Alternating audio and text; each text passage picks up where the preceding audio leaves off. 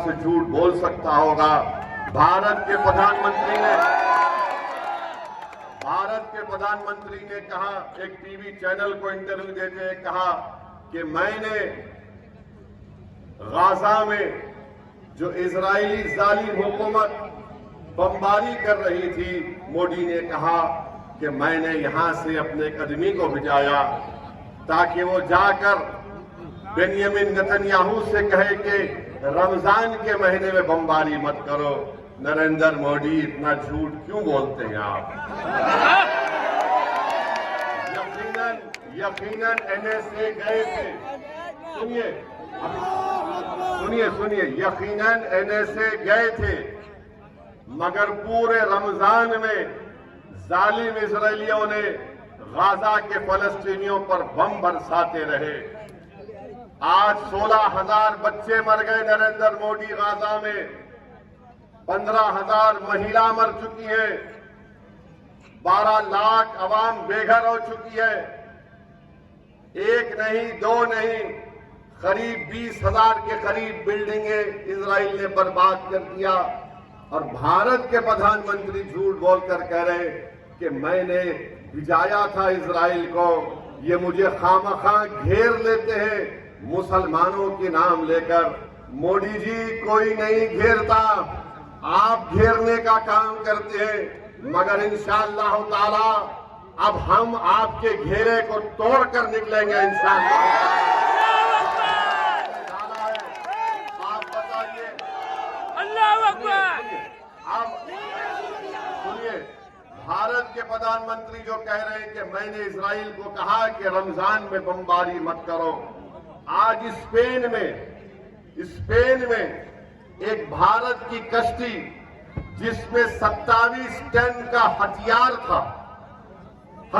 था, असला था, एक्सप्लोजिव थे, उसको स्पेन की हुकूमत ने कहा कि तुम स्पेन में आकर कश्ती को अंदर नहीं ला सकते।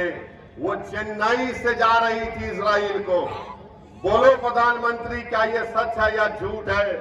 अरे आप दे रहे हैं इजराइल को असला। हैदराबाद में एक एल्बिट कंपनी है, वहां से ड्रोन बनकर जा रहे हैं और भारत के प्रधानमंत्री कह रहे हैं कि मैंने इजराइल को कहा था कि रमजान में बमबारी मत करो। अरे मोदी जी, अगर आप इतने ताकतवर है तो इजराइल ने तुम्हारी बात क्यों नहीं सुनी? जब आपके भक्त कहते हैं कि मोदी जी ने यूक्रेन में जंग रुका दी, तो ये तो छोटी बात थी। नेतन्याहू तो आपका बड़ा करीबी दोस्त है, आप तो उसको गले लपेटते हैं जब कभी भी आप मिले उससे। बताओ कितना झूठ आप बोलेंगे मेरे अजीज दोस्तों और बुजुर्गों। फिर भारत के प्रधानमंत्री टीवी के इंटरव्यू में कहते हैं कि यकसा civil code, uniform civil code, मिसाल देते हैं छोटे बच्चों को बिठाकर।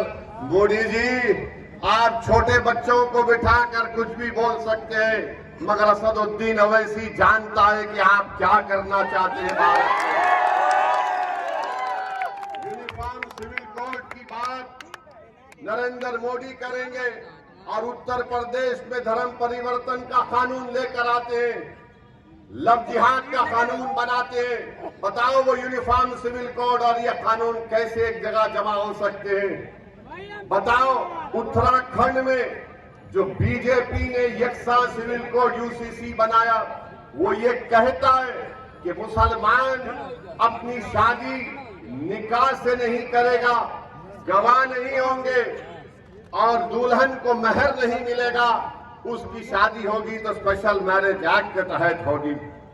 बताओ नरेंद्र मोदी, आप यूसीसी की मिसालें देते हैं। 1400 करोड़ टैक्स रिबेट आपने उन तमाम समाज को दिया जो मुसलमान और ईसाई नहीं है, आप क्यों नहीं हमको देते? भारत के प्रधानमंत्री एक और झूठ बोलते हैं, पूरे देश में जाकर झूठ बोल रहे हैं कि मुसलमानों को आरक्षण दिया जाएगा, दलितों का और पिछड़ा समाज से लेकर। नहीं नरेंद्र मोदी, आपने गलती की। हमको दलितों का हिस्सा नहीं चाहिए, हमको पिछड़ा समाज का हिस्सा नहीं चाहिए। हम यही कह रहे हैं कि इंसाफ करो। भारत के संविधान में दफा 15 और 16 के तहत आप हमसे इंसाफ करो।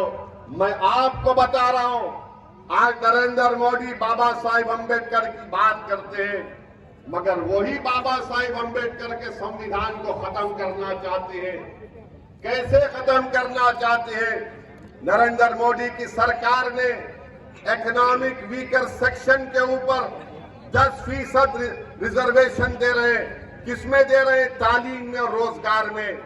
अब ये 10% में न दलित जा सकता है, इस 10% में न अदर बैकवर्ड क्लास के पिछड़ा लोग जा सकते हैं, और ये 10% सिर्फ अपर कास्ट लोगों के लिए मोदी ने किया। बताओ नरेंद्र मोदी जो आबादी का 80% हिस्सा है, आप उनसे कह रहे हैं कि तुम 27% या 50% में अपना खेल खेलो, और जो इस देश के 10% हिस्सा है, 20% हिस्सा है, नरेंद्र मोदी उनको 10% हिस्सा दे रहे हैं। बोलो मोदी, किसका रिजर्वेशन आप छीन रहे हैं? आप दलितों का हिस्सा मार रहे हैं, बैकवर्ड क्लास का हिस्सा मोदी मार कर देना चाहते हैं। और याद रखिए, ये 400 पार की बात जो बीजेपी कर रही है, वो संविधान को बदल देंगे। अगर आपको मेरी बात का यकीन नहीं है तो जाकर मेरी भाषण के बाद इंटरनेट पर देख लो, आसाम का मुख्यमंत्री क्या कह रहा है। आसाम का मुख्यमंत्री कह रहा है कि 400 दे दो, हम काशी मथुरा भी छीन लेंगे, हम पाकिस्तान से पीओके ले लेंगे। मोदी जी, 10 साल से आप क्या कर रहे थे? 10 साल से आप पीओके ले रहे थे, मगर आपने पीओके नहीं लिया, तो मालूम हुआ 10 साल से नरेंद्र मोदी सिर्फ चाय पी रहे थे और सो रहे थे। अब चुनाव आ गया तो मोदी कह रहे हैं कि पीओके ले लेंगे। मोदी जी, पीओके ले लीजिए ना। भारत की संसद में हमारे बुजुर्गों ने एक रेजोल्यूशन पास किया था कि वो भारत का हिस्सा है। अरे आप 10 साल से क्या कर रहे हैं? मगर आप भाजपा के लोगों से पूछो तो बोलेंगे पीओके ले लेंगे। जब उनसे पूछो चीन का क्या करोगे, चीन भारत की 2000 स्क्वायर किलोमीटर जमीन पर कब्जा करके बैठा है, तो नरेंद्र मोदी और बीजेपी के लोग सन्नाटे में आ जाते हैं, सन्नाटे में आ जाते हैं। भारत के प्रधानमंत्री मोदी कहते हैं कि मैंने जिंदगी में कभी हिंदू मुस्लिम नहीं किया। आपको यकीन है? मोदी जी कह रहे हैं कि मैंने कभी नहीं किया। मोदी जी, ये कब्रिस्तान शमशान का मैंने कहा था, 80-20 मैंने कहा था। कपड़े देखकर पहचानो, किसने कहा था? मेरे भाई, आज भारत के प्रधानमंत्री कहते हैं कि हम मुस्लिम महिलाएं ज्यादा बच्चे पैदा करती हैं। झूठ है, घुसपैठी कहते हैं। और फिर देश के प्रधानमंत्री हैं, 133 करोड़ जनता के प्रधानमंत्री हैं, मगर मोदी कहती है कि 15% लोगों को ज्यादा दे दिया जाएगा। अरे मोदी जी, आपको इतनी नफरत क्यों है? इतनी नफरत क्यों है आपको? ये देश, भारत जो हमारा देश है, मेरे मरने के बाद भी, आप तमाम के दुनिया के चले जाने के बाद भी, मोदी जी के जाने के बाद भी देश भारत रहेगा। मोदी जी, भारत को कमजोर करने का काम मत करो, झूठ बोलना कम करो, सच्चाई को बयान करो। अगर सच्चाई को नहीं बोल सकते मोदी जी, तो कम से कम झूठ को तो आम मत करो, नफरत को आम मत करो। आप कब तक पिछड़ा, दलित और मुसलमान को आप इस तरह से नफरत फैलाते रहेंगे उनके बारे में? जब कभी भी आप देख रहे हैं भारत के प्रधानमंत्री का भाषण होता है, अमित शाह कहते हैं कि ईद मनाएंगे मगर दूसरी जगह नहीं जाएंगे। अरे आखिर क्यों? आप 10 साल में आपने कितने नौकरी दिए? बताओ बताओ, तुमने कितने गरीबों के घर में चूल्हा जलाया? बताओ, तुमने महंगाई कितने कम की? 400 पार बोलते हैं, आज पेट्रोल 100 पार हो चुका है। मोदी को अमित शाह की फिक्र नहीं, कोई फिक्र नहीं है।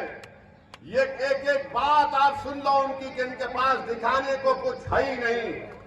कुछ नहीं है दिखाने को, मगर सिर्फ नफरत फैलाना इनका काम है। मगर याद रखिए, अगर पिछड़ा दलित और मुसलमान को इंसाफ अगर मिलेगा तो पीडीएम के जरिए से मिलेगा। हमारी बहन पल्लवी पटेल साहिबा ने एक बहुत बड़ा बोझ उठाया है। हम आपसे अपील करने आए हैं कि आप उनका साथ दीजिए। ये हमारे दुश्मन, जो सियासी दुश्मन है, वो बोलेंगे ओवैसी वोट काटने आया है, ओवैसी बी टीम है।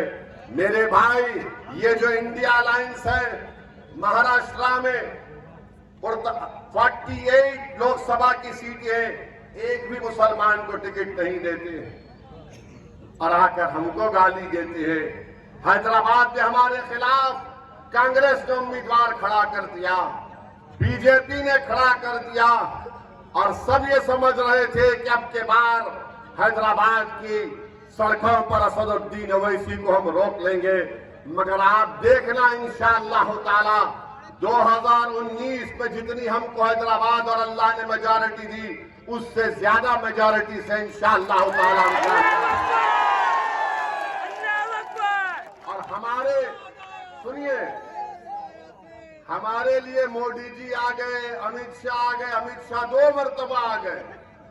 अमित शाह साहब इतना पुकार पुकार कर कह रहे थे, हमको लग रहा था कि कहीं कुछ हो ना जाए उनको, कहीं कुछ हो ना जाए उनको। मगर बहरहाल मेरे भाई, आज आपसे एक ही गुजारिश है कि एक नई शुरुआत करिए, एक नया इनकलाब लिखिए। याद रखिए, अगर भारत की पार्लियामेंट में पिछड़ा दलित और मुसलमान की नुमाइंदगी नहीं होगी तो फिर कौन आपकी आवाज बनेगा? कल अगर यूनिफॉर्म सिविल कोड का बिल आएगा, कल अगर यकसान सिविल कोड का बिल आएगा, तो क्या आप समझते हैं कि अखिलेश की पार्टी वाले कुछ बोलेंगे? अगर कल कोई ऐसा कानून लाया जाएगा जो प्लेसेस ऑफ वर्शिप एक्ट को खत्म करेगा, तो क्या भैया उठ के कुछ बोलेंगे? भैया तो सिर्फ यही बोलते हैं कि दरी बिछाओ और अपनी जवानी मुझ पर कुर्बान कर दो। मेरे भाई, जिस शख्स के परिवार के लोग पूरे भाजपा में चले गए, उनके छोटे भाई की पत्नी बीजेपी में चले गई, हर जगह से उनके रिश्तेदार बीजेपी में चले जाते हैं। तो हम आपसे अपील कर रहे हैं कि अपना एक एक वोट एनवलप के निशान पर लगाइए। और मैं शुक्रगुजार हूं कि हमको इतना मौका मिला कि हम